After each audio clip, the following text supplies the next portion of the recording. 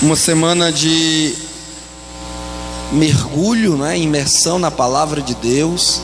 E eu parabenizo a liderança da mocidade da igreja pela proposta do tema para cada dia de culto, de reunião que escolheram, porque essa é uma semana onde a igreja está tendo o privilégio de estudar, não só a igreja local, como também as congregações e os visitantes que estão participando desse trabalho ou vão participar, sobre os atributos de Deus. Então nós estamos estudando o próprio ser de Deus, o próprio caráter de Deus, e são temas dentre os mais importantes para a igreja se ocupar.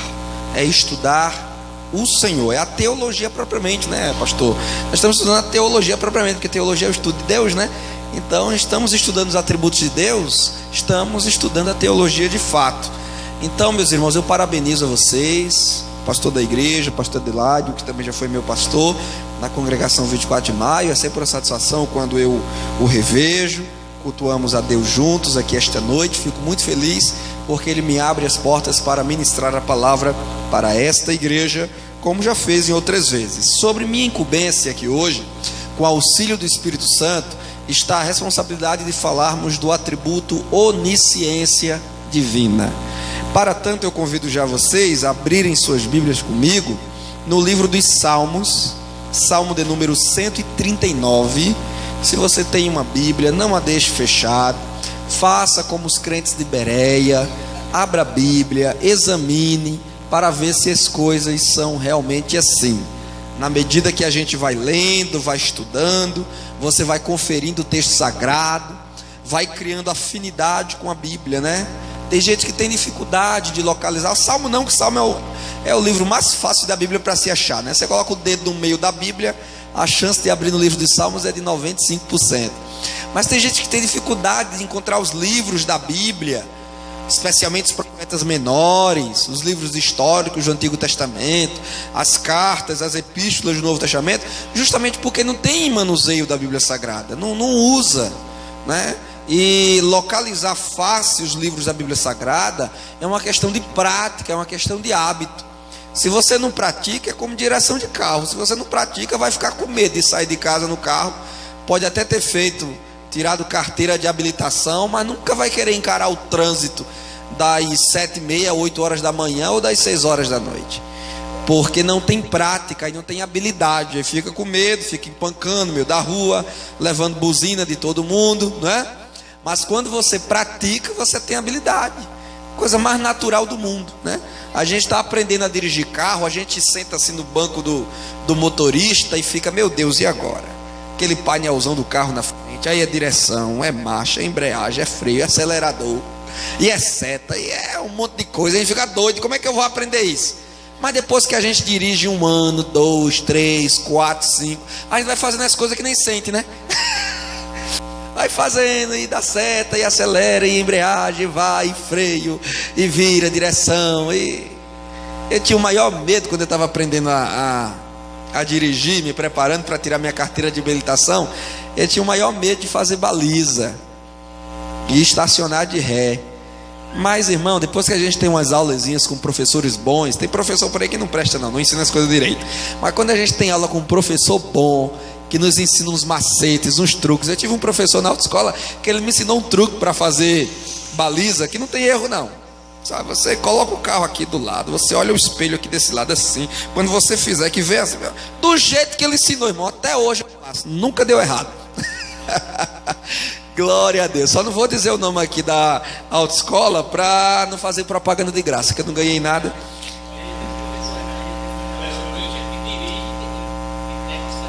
E mas aí vocês vão pegar da multa, Dirigir e teclar no celular da multa. Meus irmãos, Salmo 139, abriram. Mas eu creio que vocês são um povo que tem habilidade e afinidade com a palavra de Deus, amém? Quem não tem, é só uma questão de experiência, um dia vai ter. Vamos ler, meus irmãos, versículos 1 a 6. Depois a gente salta os versículos 13 a 16. É um salmo de Davi que dizia: Senhor, vou ler aqui na versão NVI, os irmãos podem notar alguma diferença pequena, mas é a mesma palavra de Deus. Senhor, Tu me sondas e me conheces. Sabes quando me sento e quando me levanto. De longe percebes os meus pensamentos. Sabes muito bem quando trabalho e quando descanso. Todos os meus caminhos são bem conhecidos por ti. Antes mesmo que a palavra me chegue à língua, tu já conheces inteiramente, Senhor. Tu me cercas por trás e pela frente e pões a tua mão sobre mim. Tal conhecimento é maravilhoso demais e está além do meu alcance. É tão elevado que não posso atingir. Versículos 13 a 16 agora. Tu criaste o íntimo do meu ser e me teceste no ventre de minha mãe. Eu te louvo porque me fizeste de modo especial e admirável. Tuas obras são maravilhosas. Digo isso com convicção. Meus ossos não estavam escondidos de ti, quando em secreto fui formado e entretecido como nas profundezas da terra. Os teus olhos viram o meu embrião. Todos os dias determinados para mim foram escritos no teu livro antes de qualquer deles existir. Quantos dizem amém? Irmãos, no final do culto, muitos irmãos já adquiriram esse meu segundo livro. Muitos irmãos aqui, inclusive, né? Os irmãos da congregação da Palmeira são bons leitores, né? Bons estudantes da Bíblia Sagrada e de bons livros. E eu fico feliz por isso, porque todas as vezes que eu venho aqui, um irmão ou outro, 2, 3, 4, adquirem os meus livros. Então hoje eu trouxe o livro Biblifixe, ao preço de R$22, formando uma geração da palavra, um livro sobre Bíblia, como a Bíblia chegou até nós, quanto suor, sangue, lágrima foi derramado para que o livro de Deus chegasse em nossas mãos, história de homens e mulheres de Deus que impactaram gerações por meio da leitura e da pregação da palavra de Deus, e trago orientações muito práticas de como ter uma experiência de leitura da Bíblia Sagrada mais agradável e enriquecedora. Então, por R$22, quem desejar, no final me procure e adquira o seu livro. Se desejar, ainda leva com uma dedicatória minha em seu nome ou em nome de quem você queira presentear, porque de repente você já adquiriu, leu e gostou e agora vai querer levar para dar de presente a alguém. Meus irmãos, onisciência divina.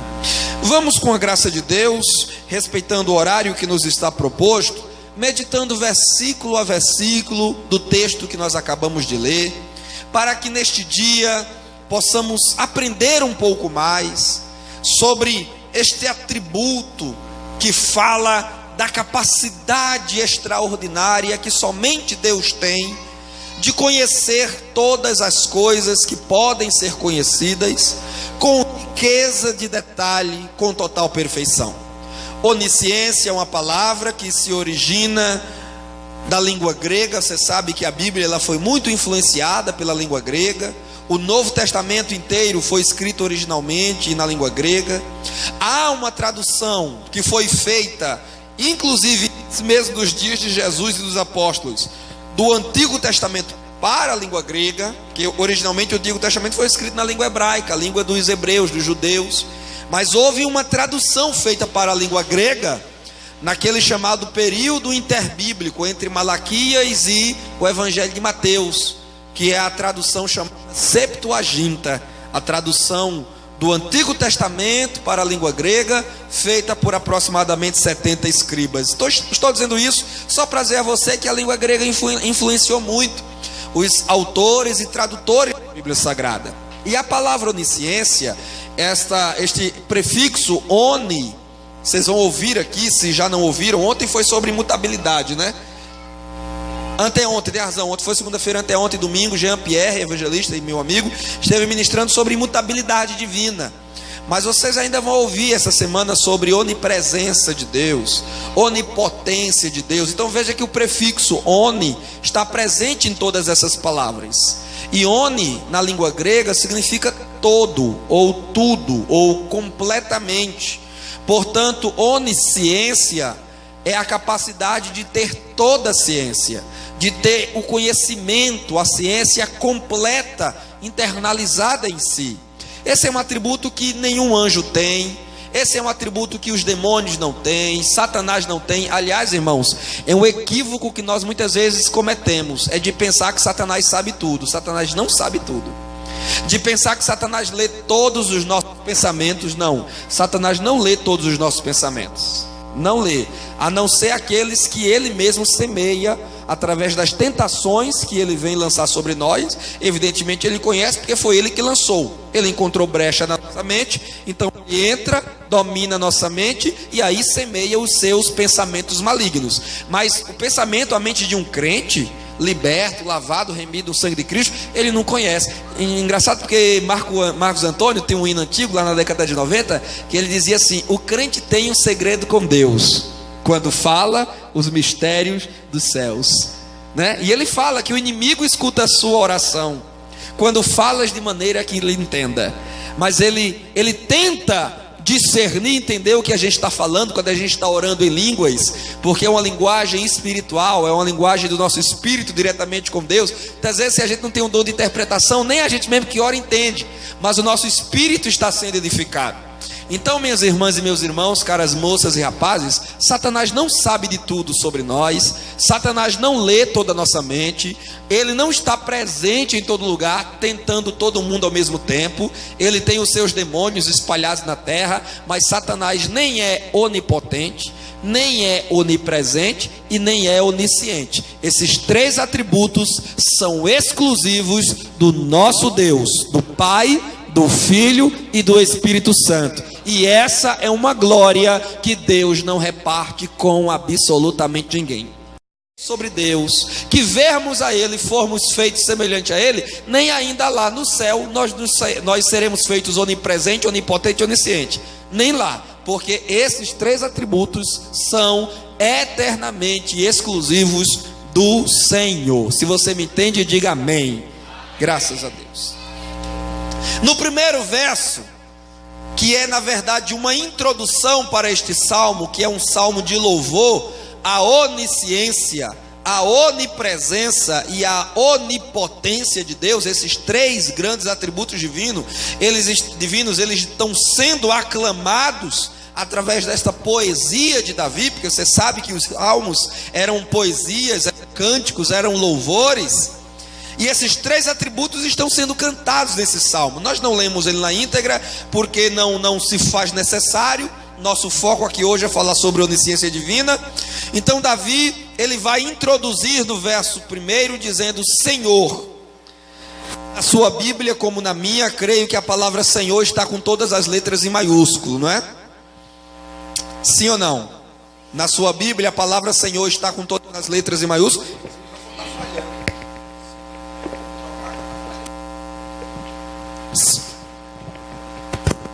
A palavra Senhor está com todas as letras em maiúsculo, e não é por acaso, é porque na língua original aí, a palavra para Senhor é Yahvé, é o nome próprio de Deus que está aí.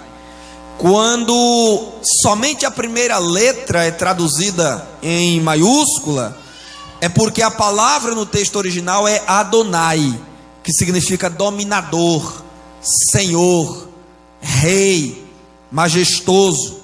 Mas aqui Davi está chamando ele pelo nome próprio dele, que é Yahvé, ou como mais popularmente conhecemos na língua portuguesa, Jeová.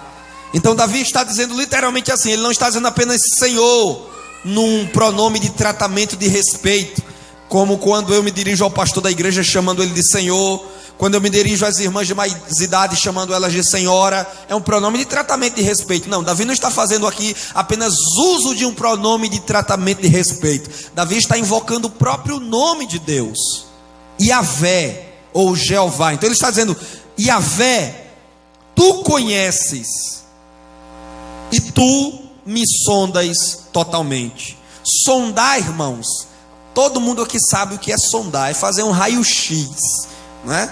É fazer um raio-x, é perceber, embora o raio-x dos homens seja falho e seja parcial e não mostre todas as coisas. O raio-x de Deus, ele é completo, ele é perfeito. Porque quando Deus passa o olhar dele sobre a gente, ele vê pele, ele vê sangue, ele vê gordura, ele vê músculo, ele vê tumor, ele vê cisto, ele vê osso, ele vê medula, ele vê até o que raio-x não vê, alma e espírito. Glória a Deus. Quando ele passa o raio-x dele por a gente, ele vê até pensamento. Você já ouviu falar de algum raio-x aí que lê pensamento? Mas o raio-x de Deus lê. Glória a Deus. Então ele nos sonda, ele nos esquadrinha, ele nos examina completamente, para conhecer com riqueza de detalhes tudo o que há em nós. E aí, meus irmãos, onisciência divina é o conhecimento de todas as coisas que pode ser conhecida, mas Davi ele vai elencando aqui algumas coisas que Deus conhece sobre ele e por extensão também sobre nós. Veja aqui no versículo 2 o que é que Davi diz: tu sabes ou tu conheces quando ou onde me sento e quando me levanto. Tu conheces quando me sento e quando me levanto. Do que é que Davi está falando aqui em outras palavras? Davi está falando do conhecimento que Deus tem. Irmãos, quem gosta de anotar, né? Que tem gente que gosta de anotar, de escrever. Se você tem esse hábito de anotar, de escrever, às vezes que o pregador vai falando, você pode fazer uso da sua agenda, do seu caderno, do seu bloco de anotação, da sua folha de papel ofício, uma canetazinha, porque quando a gente escreve, a gente fixa melhor a ideia na mente e não esquece tão fácil. Então, quando Davi diz, tu conheces onde me sento e onde me levanto, Davi está dizendo em outras palavras que Deus conhece a nossa privacidade. Davi está aqui imaginando o ambiente doméstico, a sua casa, quando ele se senta e quando ele se levanta, na cama, na poltrona, no alpendre da casa, na calçada. Onde Davi se senta e onde ele se levanta, no ambiente privativo, no ambiente doméstico, o Senhor está com o olho sobre ele. Aqui está uma primeira grande lição na palavra de Deus para nós. Deus nos conhece no ambiente doméstico. Deus nos conhece na privacidade do nosso lar. Às vezes a gente pensa enganadamente, irmãos, que por estar em casa a gente pode fazer o que bem quiser, assistir o que bem quiser, dormir até a hora que quiser, ficar como bem quiser, porque eu estou na minha casa, então eu fico muito à vontade. Mas irmãos, se nós entendermos que até mesmo em nossa casa Deus está de olho em nós, nós não ficaremos tão à vontade assim, porque Deus sabe onde eu me sento e Deus sabe de onde eu me levanto. Às vezes a gente fica muito confortável, muito acomodado em casa, aí dá lugar à preguiça, irreverência, indecência, vai para a televisão ver tudo o que quer, vai para o computador, navega em tudo que é site, quando está lá na privacidade com o seu celular na mão, entra em tudo que é canto. E hoje você, para ter privacidade, não precisa nem sair da sala. Você sentado no sofá, você tem uma tela que é só sua. Muitas vezes está pecando do lado da esposa, pecando do lado do irmão, pecando do lado da mãe. Por quê? Porque se acha muito seguro, muito tranquilo na privacidade do seu celular. Mas Davi está nos ensinando que não há nenhuma privacidade na nossa vida que Deus não possa acessar. Não há nada em nós que nós possamos esconder de Deus. Por isso, meu irmão, minha irmã, não fique tão confortável em sua casa, não fique tão à vontade, não fique tão largado, porque até mesmo em nossa casa nós devemos demonstrar respeito e reverência pelo Deus que nos vê. Sim ou não? Às vezes é brincadeira indecente. Algumas moças às vezes gostam de fazer a chamada noite do pijama. Noite do pijama. Aí leva as meninas para o quarto, cada uma vai com o seu pijama, e muitas vezes ficam com brincadeiras ali ilícitas, indecentes, se abraçando, se atracando, se beijando. E tem gente que diz, mas isso não tem nenhum problema, é tudo irmã da igreja, é tudo brincadeira. Mas lesbianismo e homossexualidade conversa numa brincadeira. Quem é homossexual hoje, quem é gay hoje, começou na brincadeirazinha da maçã, pera, salada mista, diabo a quatro. E aí foi gostando da salada mista e se misturou e agora está desviado. Irmãos, líder de mocidade, dirigente de igreja, pai e mãe que bem soubesse, não autorizaria isso dentro de casa. Porque isso é uma oportunidade para a irreverência, a indecência, brincadeiras ilícitas e para sementes de pecado serem lançadas. No ambiente doméstico, no ambiente da casa, nós precisamos saber que Deus nos vê. Deus vê quando a moça recebe o rapaz, no dia lá do namoro, né? Porque todo casal namorado tem um dia para namorar em casa, né? Se for um namoro crente, debaixo da bênção de Deus, do pastor da igreja, é em casa. Aí tem um dia específico, não tem assim? Que eu tinha esse dia. Era toda sexta-feira. Mas é preciso ter cuidado, porque muitas vezes fecha-se a porta da sala, fica o casal na área e pensa que Deus não está vendo, porque pai já foi dormir, mãe está na cozinha, os irmãos estão entretidos jogando videogame, jogando futebol, assistindo alguma bobagem. Aí acha que bem, ali no sofazinho, na área, no terraço, se pode tudo. Não, não se pode tudo. Deus está de olho nos casais de namorado, onde eles se sentam e onde eles se levantam. Deus está de olho em você, pai de família. As horas que você gasta diante da televisão assistindo jogo de futebol, não pega na Bíblia para ler com a esposa e com os filhos. Mas quando se senta no sofá para assistir jogo de futebol, ai do filho pequeno que passar diante da televisão para lhe atrapalhar, leva tabefe e peia. Cuidado que Deus está de olho onde você está se sentando. Aquela poltrona está afundando de tanto tempo que você passa ali diante da televisão. Como seria bom se aquela poltrona soubesse que todas as vezes que você se senta com a Bíblia nas mãos para ler. Mas se aquela poltrona onde você se senta tivesse boca e pudesse falar, ela falaria de tantas coisas feias que você assiste pelas madrugadas naquela televisão que você comprou. Deus sabe, mas Deus também sabe quando você se dobra ao pé da cama para orar, para buscar a face de Deus. Deus sabe, irmão. Ele conhece cada minuto que você passa.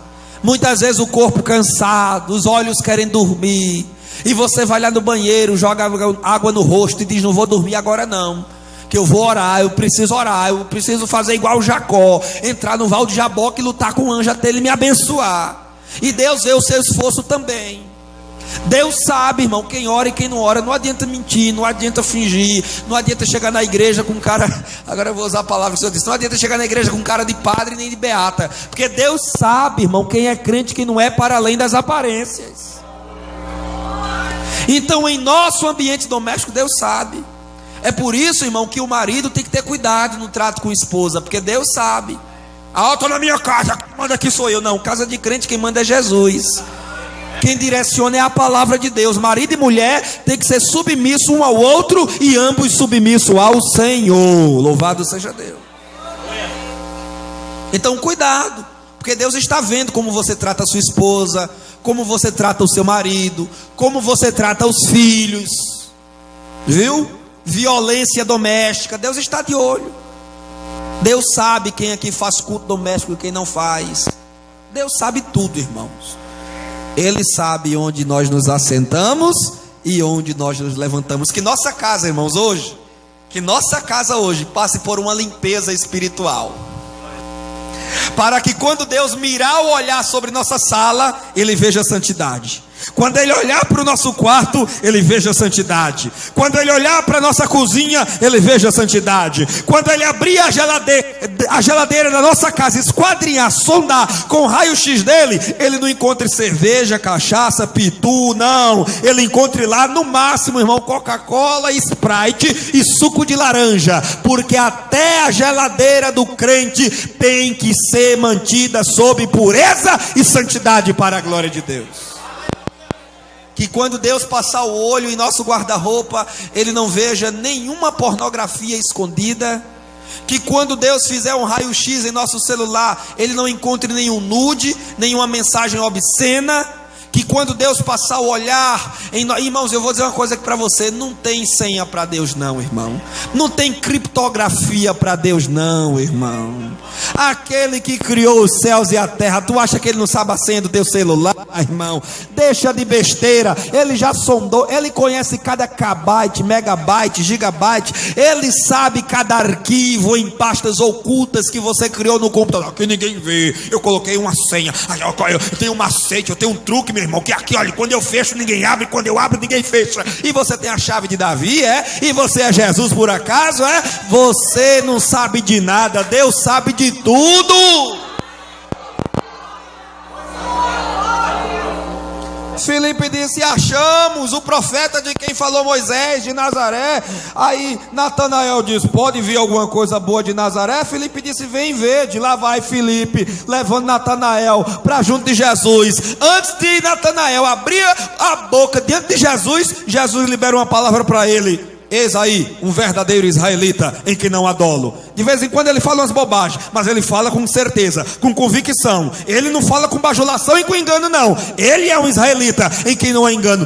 Aí Natanael se impressionou e disse: oxe, o senhor me conhece? Eu te conheço, eu te vi de da figueira. Tu não me viu não, mas eu te vi. Glória a Deus.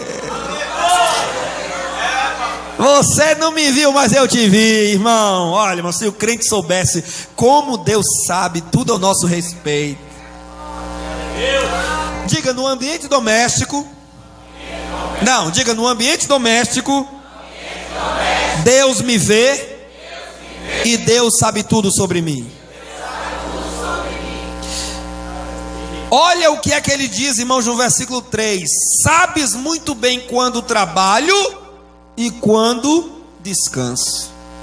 Aí agora nós saímos do ambiente doméstico. O que é que Davi agora está dizendo para a gente? Que Deus conhece a gente em ambientes sociais. No meu trabalho e no meu descanso, ou no meu lazer. Irmão, Deus conhece você no seu trabalho. Não se engane não. Crente, irmão, tem que ser crente onde ele estiver. Não tem esse negócio: eu sou crente na igreja, não. Pelo sangue de Jesus Cristo. E onde você entrar, o bom odor de Cristo tem que exalar pelos seus poros. As pessoas têm que ver Deus na sua vida onde você estiver. Porque tem crente, irmão, que em ambiente de trabalho ele é conhecido como contador de piada. Nunca falou de Jesus para os colegas de trabalho, mas na hora do almoço, na hora do intervalo, os amigos tudo manda chamar o crente. Chama o crente, que o crente conta umas piadas engraçadas para a gente rir. Irmão, crente conhecido como contador de piada. Que tristeza, hein, irmão? Que tristeza, irmão. Olha, eu sou sério com você, irmãos. Eu preferia que Deus me guardasse do que eu ter uma fama de contador de piada, comediante. Aliás, irmão, tem coisa mais triste do que um crente com fama de palhaço, gaiato. Crente com fama de gaiato, isso é feio, irmão. A gente ri assim, mas isso é feio. Crente com fama de gaiato. A nossa fama, onde nós passássemos em lugares sociais, devia ser a fama de Eliseu, homem de Deus. Onde a gente passasse, as pessoas deviam olhar para nós e dizer: ali vai uma menina crente, moça de família. Não tire liberdade com ela não, que ela não é dessas coisas não. Agora tem outras que dá liberdade, os homens tiram mesmo. É psiu para lá, é psiu para cá, e ela sai toda rindo, toda achando engraçado, toda se achando a boazuda. Mas isso é feio. Uma moça crente, serva de Deus, batizada no Espírito Santo, da Assembleia de Deus. Muitas vezes a mãe é líder, o pai é obreiro da igreja, e lá vai a moça sendo cantada por homens ímpios, no curso, na escola, na faculdade, no estágio. Não. Aonde você passar, você tem que se dar o respeito. As pessoas têm que olhar para você e ver em você dignidade, ver em você caráter de Cristo. Eu não vejo mulher nenhuma soltando psil para Jesus na Bíblia. Da mesma forma é hoje, irmãos. Onde eu passar, as pessoas têm que saber que eu sou casado. E aqui a aliança está no meu dedo, não é de enfeite não. É porque eu sou casado. Tem gente que não gosta de andar com aliança, que é para posar de boizinho. Não, tem aliança, sou casado. Estou até ficando barrigudo, porque não tem casado que não seja barrigudo. Mas onde você passar, as pessoas têm que respeitar você. Em ambientes sociais, Deus nos conhece. No nosso trabalho, Deus nos conhece. Na nossa escola, Deus nos conhece. Tem gente que na escola entrando e saindo e ninguém nunca descobre que é crente. A roupa não é de crente, a linguagem é outra. Tem gente que é engraçado, irmão. Aqui na igreja é uma maravilha. É um evangeliquez lindo, né? É muito evangeliquez. É santo pra cá, é santa pra lá. Meu amado, minha amada, amantíssimo Deus e eterno Pai. Olha que coisa linda. Pensa num evangeliquez bonito. Aí quando chega no trabalho, na escola, no cursinho, é um monte de gíria. Aqui é Pai do Senhor, vaso. Eita, profeta, é forte, é forte. Aí quando chega no trabalho, na escola, no curso, no meio dos amigos, e aí bicho, belezinha, meu irmão, velho, chega batendo. Gente, mudou? Deixou de ser crente, foi? Se desviou? Chega batendo? Cuidado que Jesus vai chegar batendo na sua vida para você se orientar. Isso não é linguagem de crente não, irmão. Linguagem de crente tem que ser uma aqui e a mesma lá fora. Nos ambientes sociais Deus nos vê e Deus nos conhece. Isso não quer dizer que você vai chegar no seu trabalho também, se ajoelhar e orar, não. Se puder, não faz mal, não. Ore, chama os amigos e vai orar. Mas também, se não puder, chegue com reverência, com decência. Bom dia a quem for bom dia, Pai do Senhor, quem for Pai do Senhor. E se quiser dar a Pai do Senhor a todo mundo, também não faz mal. Porque Jesus disse: quando chegar numa casa, Jesus não disse quando chegar numa casa de crente. Ele disse: quando chegar numa casa, cumprimente a todos com a paz. Então, se você chega na casa de pessoas não crentes, saúda com a paz, você não está fazendo errado, não. Se houver paz, ela fica. Se não houver, ela volta para você. Mas é melhor do que chegar com gíria, com brincadeira e com gaiatice. E resplandecendo cada vez mais até ser dia perfeito. Paulo não disse aos Coríntios que a gente tem que ir de glória em glória? Então a gente tem que melhorar cada dia, né, pastor? Hoje a gente tem que ser mais santo do que ontem e amanhã tem que ser mais santo do que hoje. Uma coisa que eu não concordo, viu, irmão? Esse negócio de crente ficar, e aí negão, negão, e negão pra cá e negão pra lá, irmão, isso não é linguagem nossa. O negão. Eu sei que tem gente que nem se ofende com isso, porque já. Mas não é linguagem de crente, servo de Deus, irmão. Chama nos outros de negão, de negona. Não. Às vezes, pastor Adelaide, até mesmo apelido que a gente tinha lá no mundo já não cabe mais hoje. Já não cabe, porque são apelidos que denigrem, que magoam, que machucam, que ofendem a santidade de Deus em nós. Porque, irmãos, Cristo mora. Paulo diz: não vivo mais eu, mas Cristo vive em mim. Aí vai estar eu agora, Cristo vivendo em mim. E agora eu estou levando o apelido que eu levava no mundo, quando vivia nas cachaças, nas prostituições, nas brincadeiras, nos forró, nos São João, nas micarandas da vida. Aí agora eu continuo com o mesmo apelido? Não, agora se alguém vier me chamar pelo apelido, eu vou respeitosamente dizer: olha, fulano, eu era conhecido como esse apelido antes de entregar minha vida a Jesus. Eu sei que você sempre me chamou assim, mas deixe-me lhe pedir um favor, a partir de hoje me chame pelo meu nome. Porque a gente não tem nome? Não, então pelo nome, me chame pelo nome. Tiago, Maria, Pedro, João, Lucas, Ana, Débora. É pelo nome. Porque às vezes esses apelidos, irmãos, são apelidos irreverentes, indecentes, inadequados, que não são apropriados para um servo e a serva do Senhor. Nós temos que nos revestir da beleza da santidade de Deus, irmãos. Amém? Amém ou não amém? Isso é tão sério, mas tão sério, que você vê aqueles 3 personagens lá da Bíblia Sagrada, no livro de Daniel, os 3 amigos de Daniel. Como é que eles eram chamados? Os 3 amigos de Daniel, como é que eles eram chamados? Sadraque, Mesaque e Abednego. Mas esses não eram os 3 nomes deles originais, eram apelidos pagãos, que foi dado por Babilônia a eles, em homenagem aos deuses de Babilônia. É por isso que eu sempre, pastor, quando ministro, eu digo: olha, irmão, não dê esses nomes aos seus filhos. Você que vai casar, você que vai ter filho, você que está grávida, você já fez, amém, não tem o que corrigir, né? Se bem que hoje em dia também não é tão difícil aí no cartório mudar nome não, mas também não precisa fazer isso não. Deus abençoou, Deus santificou, amém. Você fez na inocência e na ignorância. Mas se daqui para frente vai ter filho, sua filha vai ter um filho, seu neto, sua neta, então você aconselha, não dê esses nomes pagãos, porque são nomes pagãos. Sadraque, Mesaque e Abednego eram nomes pagãos dos deuses de Babilônia. E como é que era o nome deles originais? Está na Bíblia, não precisa nem saber hebraico não, está na Bíblia, no livro de Daniel. Misael, Hananias e Azarias. Esses 3 nomes sim eram os nomes originais, que eram homenagens ao Deus de Abraão, Isaac e Jacó, que é o nosso Deus. Então, se eu quero homenagear eles, eu não, por exemplo, Daniel, ninguém conhece Daniel pelo apelido que ele ganhou em Babilônia, mas ele também ganhou um apelido, sim ou não? Beltesazar, homenagem ao deus Bel, um dos maiores deuses de Babilônia. Mas ninguém chama Daniel de Beltesazar. Ah, irmão, quando Beltesazar entrou na cova dos leões, se você for pregar, esse povo vai dizer: esse pregador tá fora da Bíblia, que chora de Beltesazar. Mas está lá no livro de Daniel que ele recebeu esse apelido, mas ninguém chama ele de Beltesazar. Agora a gente absorveu os 3 nomes pagãos de Misael, Hananias e Azarias, aí só chama de Mesaque, Sadraque e Abednego. Por quê? Falta de instrução, falta de familiaridade com a Bíblia Sagrada. Aí vai ter filho, coloca no filho o nome de Mesaque, Sadraque, Abednego. Não, irmão, vamos ver direitinho o nome original, que está na Bíblia, não precisa saber hebraico não, está lá, é só ler o texto direitinho, está lá. Então esses apelidos, essas coisas sociais que nós adquirimos lá fora, tem que deixar. Por quê? Porque Deus conhece a nossa vida social, o nosso trabalho. E é interessante porque diz que Ele conhece o nosso descanso, o nosso lazer. Eita, irmão, aqui como diz, aqui o negócio pega, viu, irmão? Porque tem gente que acha que no momento de lazer pode tudo. É pecado ir para a praia? Não. Década de 90, o pastor já disciplinou muita gente para ir para a praia, mas vem a instrução, o entendimento, o discernimento, a gente sabe que não é assim, né? Extremismo demais, legalismo também está errado. Ir para a praia não é pecado, Deus criou aquilo ali, né, pastor? Eu lembro que eu já fui também lá, já estive lá com o senhor, a gente já brincou, então eu denunciando o pastor. Mas com reverência, com decência. Agora tem gente que vai para as praias, irmão, aí pega o homem, pega aquele sungão, fica com as pernas cabeludas, os peitos cabeludos de fora.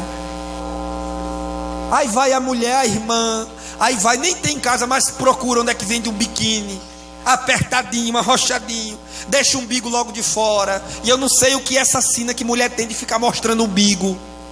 Sensualidade. E como se não bastasse expor a intimidade em uma praia ou em uma piscina, que quem não vai para a praia, mas vai para uma piscina, se expõe do mesmo jeito, ainda tira foto e coloca no Facebook. E o que eu acho mais ridículo é alguém que tira uma foto de biquíni na beira da praia, fazendo pose sensual, na beira de uma piscina, um homem só de sunguinha, todo musculosozinho, todo cheio de coisa, aí tira uma foto, aí coloca no Facebook, aí para querer santificar a coisa, coloca uma legenda bíblica: o Senhor é meu tudo, o Senhor é meu pastor. Você está pecando 2 vezes, irmão. Você está pecando 2 vezes. E primeiro porque está se expondo sensualmente, fazendo outras pessoas pecarem do outro lado da tela. E segundo porque está banalizando a palavra de Deus, que é santa e perfeita, e não deve ser envolvido nesse tipo de coisa. Eu tenho orientado, pastor, me permita, eu faço isso com muito respeito, mas eu tenho orientado jovens e adolescentes, por onde eu tenho passado, dizendo: olha, quer levar o moçado para a piscina? Ok, claro, isso aí o pastor é que vai autorizar. Mas se o pastor autorizar e vai levar, leva. Agora, meninos no horário e meninas em outro. Porque esse negócio de menino e menina, irmão, dentro de piscina na mesma hora, isso não presta. Isso não presta, viu? Os olhos vão se dilatar. E quem tiver lá seu namorado, sua namoradazinha, não vai querer desgrudar. E a gente sabe, não, eu sou jovem, sou casado, as tentações de vocês são as minhas tentações. Ninguém aqui olhe para mim com carinha de nada a ver, tem nada a ver, que eu sei como é que é isso, eu sinto isso. Tem que ter cuidado, porque Deus está lá, olha, no meu descanso, no meu lazer. Deus está lá também vendo a minha vida, sondando meus pensamentos, minhas atitudes, meu comportamento. A gente tira férias, mas Deus não tira férias não, irmão. Deus não tira férias da gente. 24 horas, 7 dias da semana, 365 dias do ano, Ele está com os olhares sobre cada um de nós. Então tem que ter sabedoria, tem que ter discernimento. Até mesmo em nosso lazer, nós precisamos cuidar para reverenciarmos ao Senhor, para respeitarmos e honrarmos o nosso Deus, que está olhando para nós. Então diga mais uma vez: Deus me conhece nos lugares sociais. Glória a Deus. Olha o que é que ele diz no verso 4: antes mesmo que a palavra me tenha chegado à boca ou à língua, tu já conheces inteiramente, Senhor. Olha que maravilha. Oxe, que negócio é esse aqui? Um passarinho passou por aqui e deixou uma bênção para mim. Mas que maravilha. Irmãos, olha o que o texto diz. A palavra nem chegou ainda na boca, você nem falou. Não tem esse negócio, né? De vez em quando a gente quer falar alguma coisa, olha, ainda me vem na ponta da língua para falar, né? Mas irmão, se você ia falar besteira, você tem que pedir perdão, porque Deus já viu aqui, ó. Jesus disse o quê? O homem que cobiçar uma mulher em seu coração, já adulterou com ela. Você não falou nada, você nem soltou piadinha, você nem fez, não, aqui, cobiçou, só aqui, ó, aqui, ninguém viu. Mas Deus é o público dos nossos pensamentos. Viu, igreja, moças e rapazes? Deus é o auditório dos nossos pensamentos. Nós pecamos de 4 formas, pelo menos: pensamentos, palavras, ações e omissões. Quando deixamos de fazer o bem que deve fazer. Pensamentos, palavras e omissões e ações. Pensamentos. É aqui, as grandes batalhas espirituais são travadas aqui.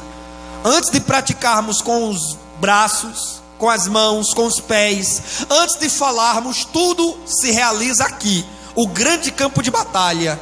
É por isso, irmãos, que nós temos que vigiar todo dia nossos pensamentos, purificar nossa consciência, porque, irmãos, olha, coisa boa, irmão, coisa boa é você ter uma consciência limpa, uma mente liberta, purificada, sabe? Que não é ninho de fofoca, de intriga, de inveja, de amargura, de ódio. Se eu pudesse, vontade de esbagaçar.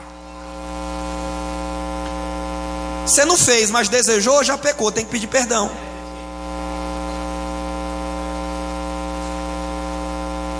Julgamentos precipitados que a gente faz aqui na mente, com o olhar, a gente olha e já julga. Nem conhece a vida da pessoa, nem sabe o que a pessoa está passando. Muitas vezes, coitada, vem arrastando uma depressão, uma tristeza, uma dor, a gente julga. Irmão, cuidado com o que você pensa. Inclusive agora, enquanto eu estou pregando. Jesus está vendo o que você está pensando aí. Falando mal do pregador aí na sua mente, né? Jesus está vendo. Jesus está vendo. Você que está aí pensando, rapaz, o que é que eu estou fazendo aqui? Eu devia estar em casa, assistindo televisão, assistindo Netflix. Eu devia ter ido para o cinema, assistir Os Vingadores. Rapaz, é tempo de buscar o Senhor, irmão. Aliás, pastor, a gente tem que perguntar a essa moçada aí, não é daqui não, de toda Campina Grande do Brasil. Por que é que jovem não tem dinheiro para pagar R$8 numa revista de escola dominical, mas tem 20, 25 para pagar cinema e ainda comprar aquele pacote de pipoca que ele vai levar uma semana para comer? Explica para mim, mas você sabe por quê? Eu não sei. Quando o superintendente chega, meu irmão, já comprou a lição? Tem dinheiro não, tô liso. Mas quando o amigo chega e diz, ei bicho, vamos, é assim, né? Ei bicho, vamos assistir Os Vingadores Ultimato, meu irmão, velho.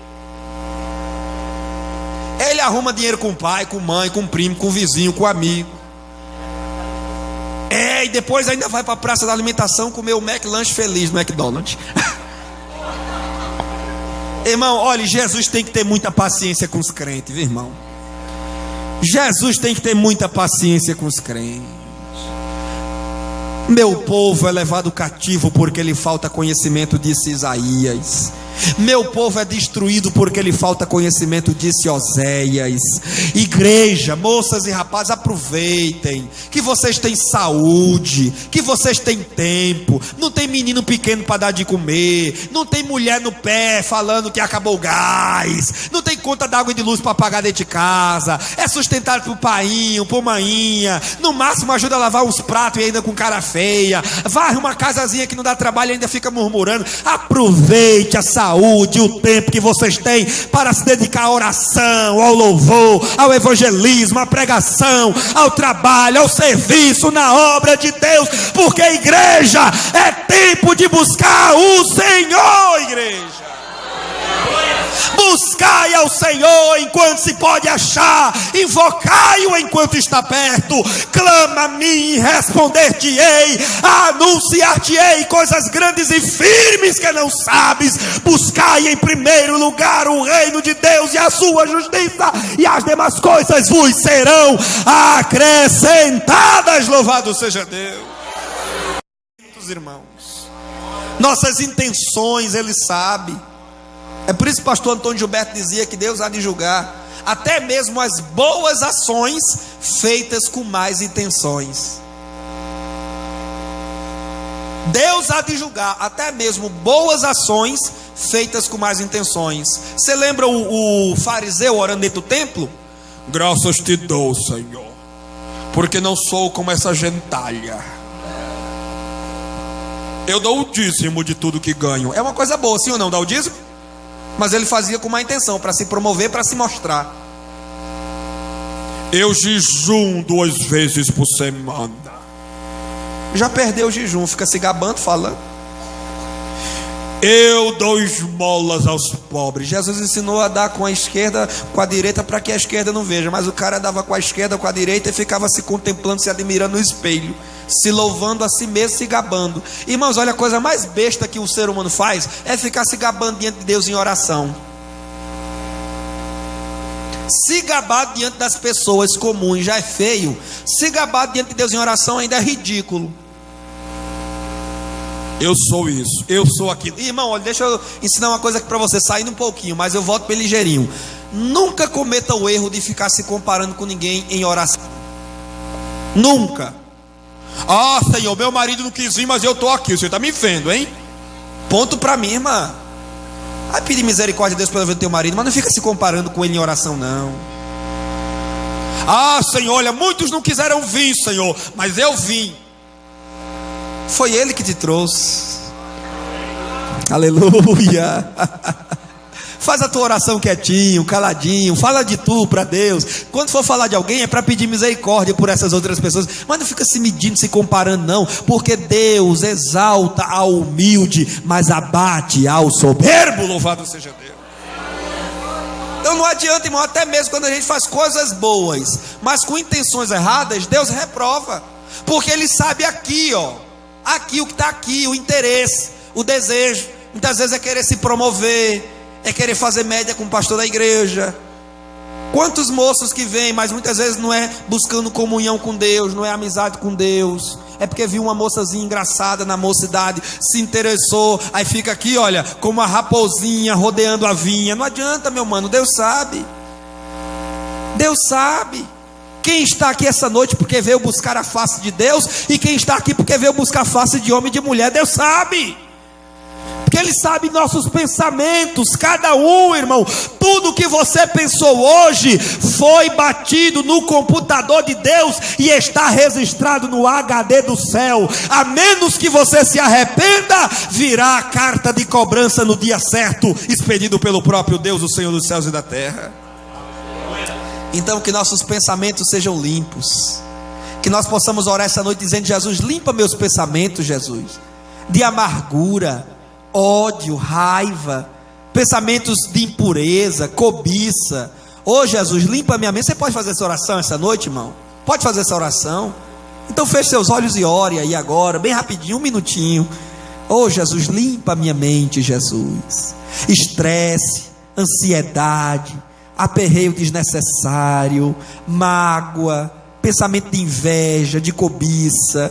Oh Jesus, limpa minha mente, lava com teu sangue, purifica pela tua palavra, queima com o fogo do teu espírito, e vem tomar o controle da minha mente, para que eu pense coisas boas, para que eu planeje coisas boas, para que eu projete coisas boas, coisas que te agradam, que te honram, que te glorifiquem, coisas que façam bem à minha família, coisas que tragam, Senhor, boas dádivas para a minha igreja, coisas que acrescentem ao teu reino. Oh meu Deus, faz da minha mente o teu gabinete, faz da minha mente o teu birô, o teu escritório, onde o teu Espírito Santo possa trabalhar, projetar sonhos e planos para a minha vida.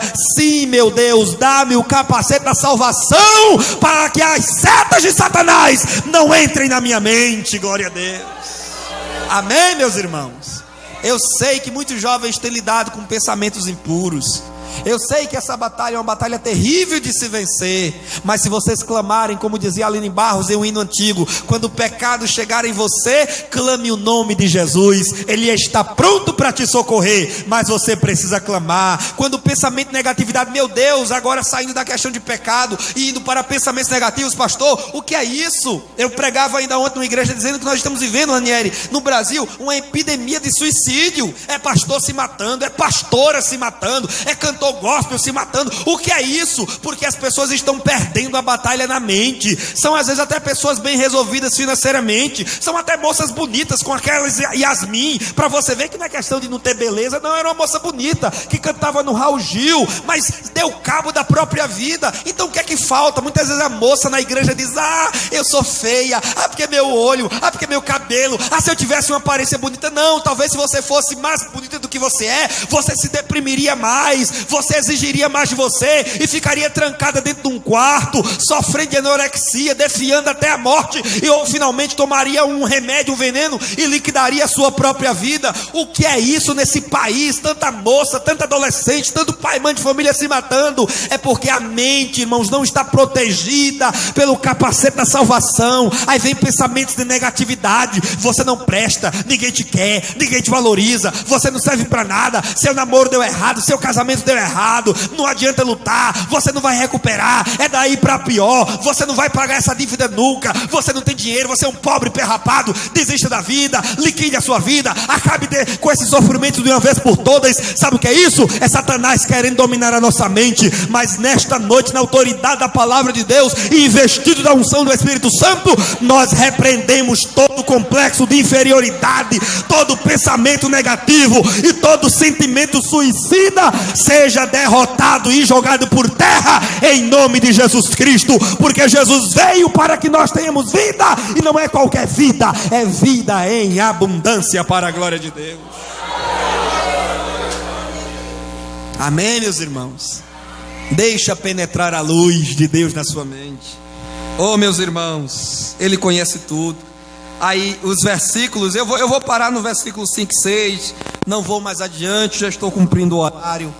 Mas nos versículos 5 e 6, olha o que aqui diz o salmista: tu me cercas por trás e por diante, e sobre mim pões a tua mão. Isso fala, irmãos, isso fala de três coisas: tu me cercas por trás, por diante, sobre mim pões a tua mão. Isso fala primeiro de proteção. O Senhor, Ele nos protege contra o mal. Isso fala de companhia, Ele é nosso companheiro de jornada. Mas isso também fala de proximidade. O Senhor que está bem pertinho da gente, por trás, por frente e sobre nós. A mão de Deus está bem pertinho de nós, examinando tudo, sondando tudo, livrando, guardando, nos fazendo companhia. Você pode adorar a Deus por essa proteção, por essa companhia, por esse Deus que está tão pertinho de nós. Deus está mais perto de nós do que o ar que nós respiramos. Você sente essa corrente de ar agora entrando pelo seu nariz, passando pelo seu sistema respiratório? É um trabalho tão natural que nosso corpo realiza que a gente nem sente. Respira, inspira, a gente nem percebe, mas a gente faz. Se cortar o ar por 1 ou 2 minutos no máximo, todo mundo cai durinho, morto no chão. A gente não sente, mas está aqui. é vital para nós. Assim é a presença de Deus também, irmãos. Ela está bem pertinho de nós, glória a Deus. Deus não está longe não, Deus está perto. Isso deve levar a gente, irmãos, a duas coisas. Primeiro, agradecer porque Ele está perto de nós. E segundo, temer porque Ele está perto de nós. Viu? Graças te dou, Senhor, porque Tu estás bem pertinho. Mas ao mesmo tempo, Senhor, eu temo e tremo diante de Tua presença. Porque se Ele está pertinho, irmão, nenhum filho vê pornografia se o pai estiver do lado. Nenhum marido trai a esposa se estiver de mãos dadas com ela, a não ser que seja um cabra muito sem vergonha. Andando com a esposa no caminho, ele não olha para ninguém. E mulher observadora, né?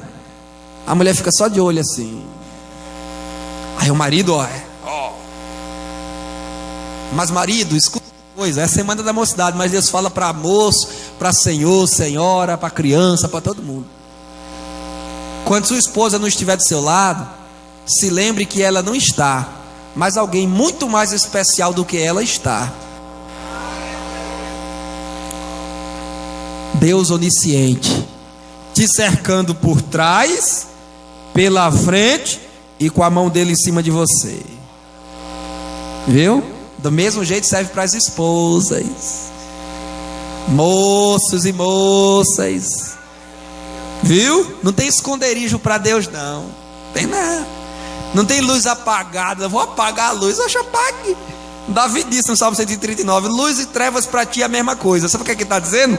Ele está dizendo que Deus enxerga tão bem no escuro do quarto, como enxerga no meio-dia a luz do sol em um dia sem nuvens no meio da rua. Raimundo Oliveira, pastor pentecostal, ele disse: num quarto escuro, numa noite escura, em cima de uma mesa de granito negro, está uma pulga preta.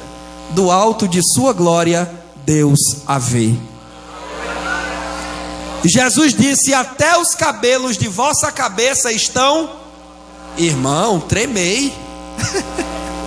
Tremei diante desse Deus, meu Pai do céu. Ele sabe até quantos fios de cabelo eu tenho na minha cabeça. Sabe? Então Ele sabe tudo sobre mim. Amém, irmão? Aí Davi termina o salmo dizendo, quer dizer, o texto que eu li, o verso 6, ele conclui aqui dizendo: tal conhecimento, tal ciência é tão maravilhosa, a onisciência de Deus é tão maravilhosa, que eu não a posso alcançar de tão alta que ela é. Irmão, responda para mim, como é que pode Deus ouvir? Hoje aqui deve ter mais ou menos quantas pessoas? 50 pessoas. Como é que Deus consegue ouvir 50 pessoas ao mesmo tempo? Discerne a fala de cada um, a oração de cada um, não erra o nome de ninguém, registra a oração de todo mundo e libera a bênção para todo mundo sem se confundir. Porque minha mãe teve 10 filhos, pastor Adelaide, sabe? Minha mãe teve 10 filhos e era engraçado. Hoje está tudo casado, tudo crescido, né? Suas famílias, mas era engraçado quando a gente era tudo criança que morava com minha mãe. Minha mãe, para chamar o nome de 10 filhos, para chamar o nome de ela tem que chamar o nome de 3, 4, 5, para acertar o filho que ela queria. Rafael, Adriano, Felipe, Tiago, é Tiago que eu quero, Tiago. Michele, Patrícia, Jaqueline, é Jaqueline. Irmão, 10 filhos, a bichinha de minha mãe tinha dificuldade. Como é que Deus ouve todo mundo ao mesmo tempo e não se confunde? Como é que Deus sabe que Maria é Maria, que Ana é Ana, Esté é Esté, Ruth é Ruth, que Lucas é Lucas, Gustavo é Gustavo, Vitor é Vitor? Como é que Deus sabe que Adelaide é Adelaide, Tiago é Tiago? Como é que a gente, pastor, vamos colocar a igreja de pé, vamos fazer um clamor, aí todo mundo ora em voz alta, e Deus não fica doido lá em cima? Se é pastor, eu estou como segundo dirigente. Esse é segundo dirigente, mas eu sou pastor veterano. Tem hora que o povo se reúne em volta assim, né, pastor? Vamos falar com o pastor hoje, tem que resolver hoje. Aí puxa um do lado, puxa um do outro. Aí vem regente de mocidade que quer falar, vem regente da senhora que quer falar, e vem regente das crianças para pedir lanche das crianças. E tem hora que acho que o pastor fica: meu Deus, e agora o que é que eu faço? Jesus, eu tenho que me multiplicar por 1000. Tem que deixar para amanhã, né, senhor? Tem que marcar horário. Você vai falar com o pastor presidente Daniel Nunes, tem gente que não entende. Falar com o pastor Daniel Nunes, tem que falar com o secretário, tem que marcar. É porque, irmão, ele é pastor presidente de Campina Grande, da Paraíba e do mundo. Onde tem uma Assembleia de Deus da Comeaça CGPB, está sob os cuidados dele. Não dá para o pastor atender todo mundo no dia que bem todo mundo quiser. Tem que ter horário mesmo, porque é humano, é ser humano, é assim. Agora Deus não, Deus a gente não marca horário. Tinha um hino antigo que ele era engraçado, Cícero Nogueira, mas a teologia dele está errada. Menor, de madrugada, irmão, a fila é menor. Muito crente está dormindo, pouco crente está orando, com sua face no pó. Se pregou muito isso no ciclo de oração, irmão, hora de madrugada, que de madrugada a fila é menor para falar com Deus. Irmão, e existe fila para falar com Deus, é? Desde quando existiu fila para falar com Deus? Ainda bem que não se canta mais. Era um hino engraçadinho, a gente se divertia cantando. Mas a teologia está errada, a letra está errada. Não tem fila para falar com Deus. Se colocar essa igreja todinha de pé agora para fazer um clamor, Deus vai ouvir a oração de tudinho, inclusive das crianças, e vai liberar uma bênção especial para cada um. Se colocar todo mundo para orar de madrugada, o efeito vai ser o mesmo, porque Deus não precisa marcar horário. Ele é onisciente, Ele ouve a todo mundo, Ele conhece todo mundo, Ele conhece o nosso nome completo, Ele conhece RG, CPF, identidade, carteira de trabalho, PIS, PASEP. Ele sabe tudo. O último dia que você trabalhou, Ele sabe quanto você ganha, Ele sabe quanto tem na sua conta poupança e se não tem nada, Ele sabe quantas notas de 2 tem aí na sua carteira agora e se você não tem nenhuma, Ele sabe se você veio a pé, de ônibus, de carro, de moto, de cavalo, Ele sabe com quem você mora, Ele sabe quantos tijolos tem a sua casa, quantas telhas tem um telhado, quantas pedras de cerâmica tem na sua, Ele sabe tudo ao meu e ao seu respeito. Como é isso? Eu não sei, só sei que é assim, ponto final. Diante desse Deus que tudo sabe, eu me prostro. Diante desse Deus que tudo sabe, eu o venero, eu o exalto, eu o glorifico, eu me rendo diante dele. Aí eu volto agora e finalizo com o texto que a irmã Valesca, cadê a irmã Valesca? A irmã Valesca leu. A irmã Valesca leu um texto interessantíssimo. Eu termino agora com ele, um minutinho. Não andeis ansiosos com quantas coisas já vi. O que é que eu vou comer amanhã, Jesus? Oh, Jesus, manda um pedacinho de galeto para eu comer amanhã. Tu está pedindo um pedacinho de galeto, Jesus está preparando salmão. Tu nem imagina, e Ah, irmão, mas eu não trabalho, eu não tenho dinheiro. Não tem que vai aparecer salmão, deixa de ser incrédulo, rapaz. Eu não estou dizendo que Deus está preparando salmão, é salmão, anote aí, homem. Deixe de besteira, que Deus ainda toca no coração de gente para ir te abençoar na porta da tua casa. Jesus disse: vocês com suas preocupações não podem acrescentar 1 centímetro. Não vai fazer nada, vai se estressar. Estresse traz doença, cabelo vai embranquecer, vai adoecer, sistema nervoso vai ficar alterado, pressão vai subir, vai descer. Você vai ficar deprimido e não vai resolver nada. Pelo contrário, você só vai adquirir mais problema. Então faça, sabe uma coisa? Entregue tudo a Jesus. Descanse, porque Jesus sabe o que você precisa. Jesus sabe o que você tem. Diga para mim, quem foi que intercedeu pela viúva de Sarepta? Ela não tinha advogado, ela não tinha amigo, ela não tinha parente rico, ela morava longe de Israel. Mas o Deus de Israel, que é Deus de toda a terra, disse assim para Elias, que era outro pé rapado: Elias, vá para Sarepta, porque lá eu ordenei uma viúva que te sustente. Pronto, 2 pobres, um cuidando do outro, porque Deus faz assim. Às vezes a gente pensa que vai ser rico, que vai vir, não, um pobre vai cuidar do outro. Vai, Elias vai. Não tinha parente, não tinha família, não tinha ninguém. Vai. Quando chega em Sarepta, tá a bichinha da mulher juntando uns pedacinhos de pau para fazer um fogo, para cozinhar o último bolo para ela e o filho comer e depois morrer, porque não tinha expectativa nenhuma. Mas no dia que Elias chegou lá e disse: mulher, faz primeiro para mim, porque assim diz o Senhor Deus de Israel: a farinha da panela não se acabará e o azeite da botija não faltará, até o dia em que Deus mande chuva sobre a face da terra. No precisou de advogado, não precisou de juiz, não precisou de amigo influente, não precisou de governador, não precisou de Bolsa Família, não precisou de nada, a não ser de Deus intervindo na história para abençoar uma mulher carente longe de Israel. Irmão, não importa onde tu moras, não importa onde você habita, o que importa é o Deus a quem você serve. Ele é todo sabedor de todas as coisas e Ele tem providenciado tudo o que você precisa. Fica tranquilo, dorme em paz essa noite, porque Deus até sonhos melhores está preparando para você hoje. Falar uma coisa?